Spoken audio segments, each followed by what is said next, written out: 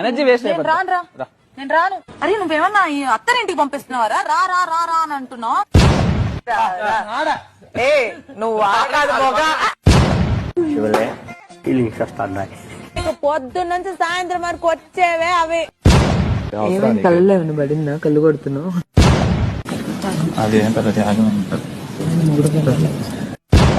KG iron బరువా, KG పత్తి బరువా? ఇవన్నీ అడగడం బరువుగా ఉంది నాకు. కిలో కాటన్, 1 కిలో ఐరన్, ఏది ఎక్కువ? కిలో కేజీ డిఫరెంట్ కదా.